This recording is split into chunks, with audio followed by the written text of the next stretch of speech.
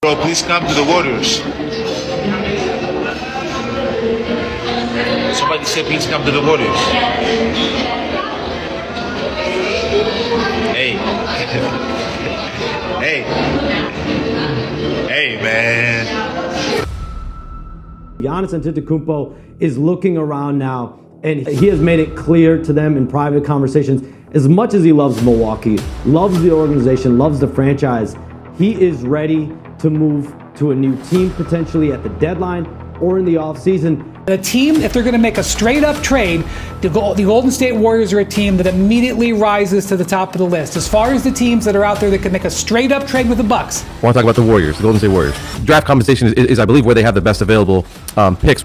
We wrote that the Golden State Warriors have no interest in trading Jimmy Butler for Anthony Davis after he tore his ACL. We wrote that the Warriors have basically all but assured Jimmy Butler they are not going to explore his trade market so long as Giannis didn't ask out and make it official that he wants to leave. And we're in that situation right now. Until February 5th at 3 p.m. Eastern, that buzzer sounds, and Giannis is not a Golden State Warrior. I'm going to believe and have been told that the Golden State Warriors are going to explore ways to turn Jimmy Butler and his contract after he tore his ACL and is now out for the foreseeable future into Giannis Antetokounmpo. If you're standing somewhere right now, you better grab a seat because we just got hit with absolute chaos in the NBA.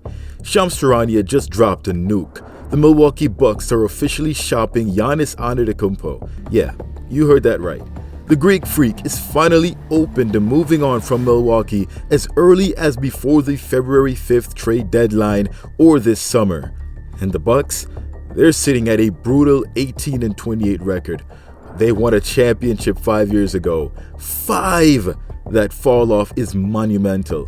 There's a lot to unpack, but we're keeping the spotlight mostly on the team that's been lurking in the background the whole time, the Golden State Warriors. Could Steph Curry and Giannis actually team up? Check ball.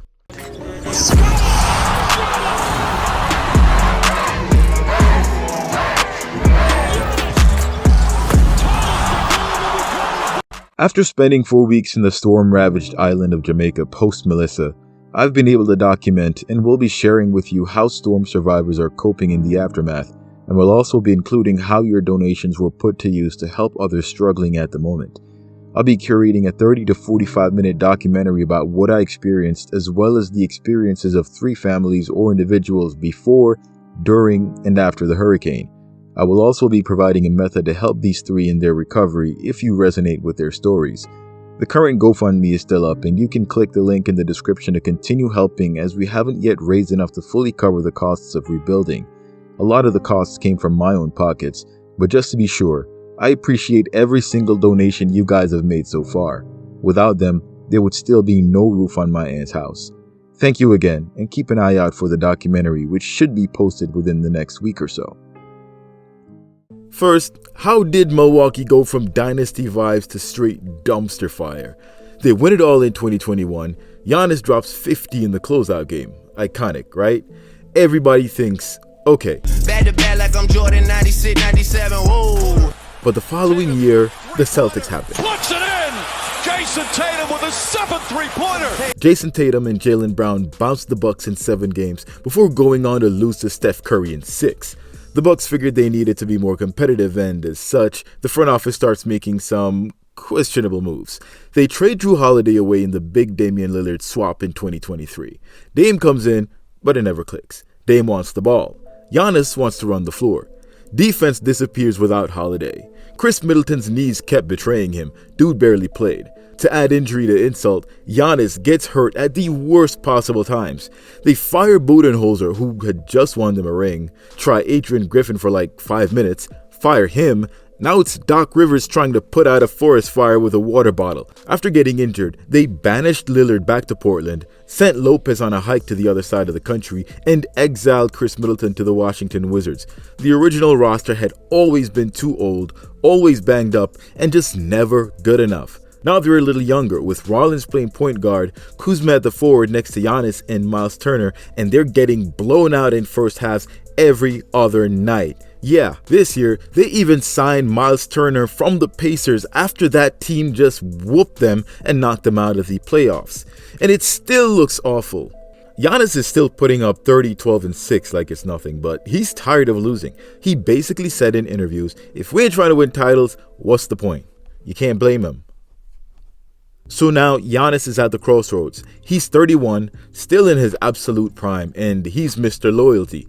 Drafted by the Bucks, stayed, delivered a ring, took the Supermax. But loyalty only goes so far when the team keeps fumbling the bag. If he leaves, he keeps the gave Milwaukee everything storyline. If he stays for a 5-year rebuild, that legacy takes a hit. He wants rings. He wants to play meaningful basketball in May and June. A move on his part makes total sense. Now the rumor mill is on fire. Miami looks like the betting favorite. Pat Riley would love to take a big swing at Giannis. A trade could involve Tyler Hero, Jaquez, picks, maybe even some Wiggins smoke. Knicks fans are probably already printing jerseys with Giannis and Brunson on the back. San Antonio had been talking about pairing him with Wendy to create the Twin Towers 2.0. Meanwhile, Atlanta's saying, hey, we got more picks than everybody else not named OKC. The Lakers' absolute dream of pairing Giannis with Luka could become a reality if they can fetch enough with an aging LeBron, and the Pistons at the top of the conference could end the whole thing by throwing a few of their young guys and picks at Milwaukee. It is madness. But let's talk about the squad that's been connected to Giannis forever. The Golden State Warriors. Right now, they're 26 and 22. Not terrible, not great, but let's be real. Steph is 37, Draymond is 35, Klay's gone to Dallas, Jimmy Butler just got to the Bay and then tore his ACL. The window is slamming shut fast. If they're going to go for one last ring with Steph, they need a nuclear cheat code. And Giannis, that's the cheat code. The Warriors actually have pieces Milwaukee might want. Jonathan Kuminga, 23 years old, athletic freak, dropping 20 a night. Brandon Pajemski, a crafty guard who can actually shoot. Jimmy Butler for salary compensation and a couple future first-rounders. A package could look like Kuminga, Pods, Butler, and picks. People keep saying Golden State don't have enough assets compared to Miami or New York, but the Warriors still have all their draft assets and Christmas could come early for the Warriors. Jimmy Butler might just be a blessing in disguise. There's literally no better pairing in the current NBA for Giannis than to play him with the Golden State Warriors. So if Giannis tells his agent, I want to play with Steph, regardless of what's out there, the Dubs jump to the front of the line. That's how this works. Now, imagine it actually happens. Picture this starting five. Steph Curry, DeAnthony Melton, Giannis Antetokounmpo, Draymond Green, and Quentin Post. Now on the offensive side, you got Steph running off of Giannis or Draymond screens. Defenses are going to collapse on Giannis's drives, and he kicks it out to Steph for wide open three. You could see 120 plus points every night. Easy.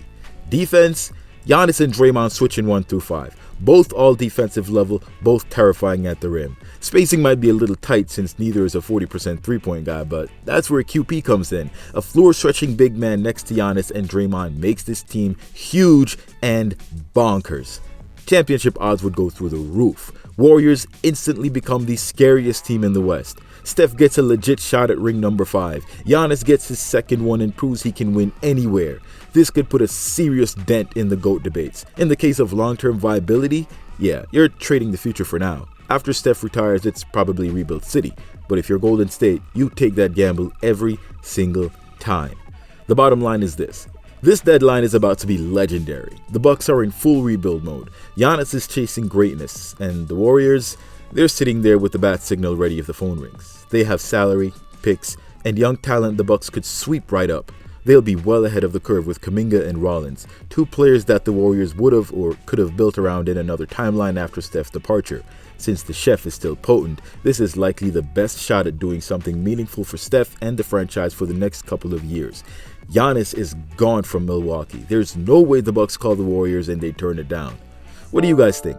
Warriors make the big swing and get Giannis, or does he end up in Miami, New York, or somewhere else? Post your thoughts in the comments below. Thanks for watching. Till next time.